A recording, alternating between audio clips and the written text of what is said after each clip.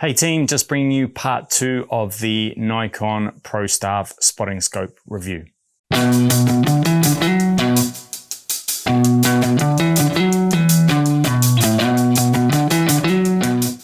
Okay, so we tested this spotting scope at a few places in the North Island, but the main crux of the testing came from a trip down to the Lewis Pass area in the South Island.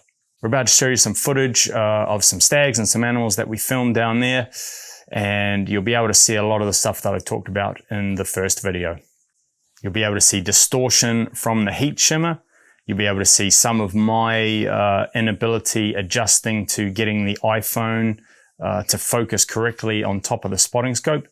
There's even a part there where I'm touching it to adjust it. You can actually see my heartbeat affecting the picture. And that's all things we talked about, factors into getting a clear picture when you see things at distance, especially using high magnification. The tripod itself, the Manfrotto B3, handled itself very well.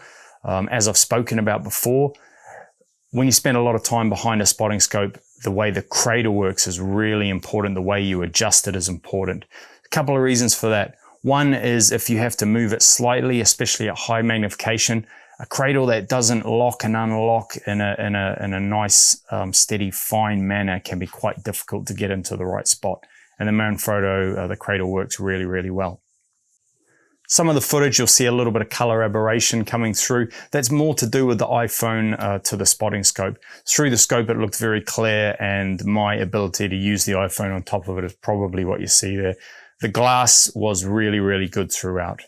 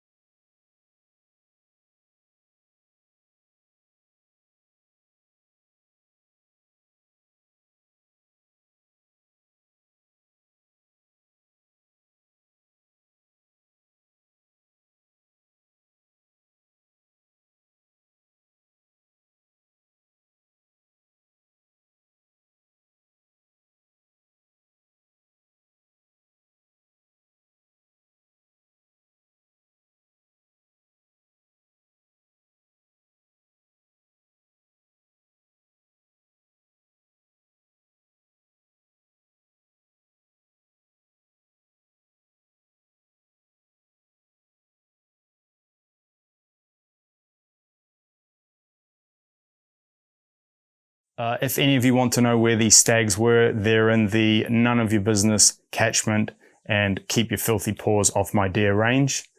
So I hope that helps. One point that was brought home to me was the reason they have two eyepieces, which changes the magnification, one at lower magnification and the one we used, which was the higher magnification. The reason the two eyepieces are important, or the reason you'd use a spotting scope and a set of binos, is at the lower settings, it's very easy to glass a lot of ground. You can really see a lot, and when you see something you want to look closer at, then you go to your higher magnification. Just using high magnification, especially in those areas, I wouldn't recommend, because especially in some of the catchments down south, there's a lot of ground to cover. If you have a lot of ground to cover and you're trying to see it for a very small field of view, like sometimes you'll get with a spotting scope, it does slow things down quite a lot. Often, if you see something with high magnification, and if you move and go off it, or if the animal moves, it can be tough to find that right spot again. So a little tip I'd add is, when you see something, try and zoom out a little bit and identify a main feature that you can see even with the naked eye, so that if you do lose the spot, you can get your optics back onto it in a fast and efficient manner. In summary, guys, the Nikon ProStaff spotting scope, good optics, it's a good system, leaning towards the slightly lightweight side of it, so maybe perhaps somewhere in the middle there. It's a good buy for the money when coupled with a good tripod.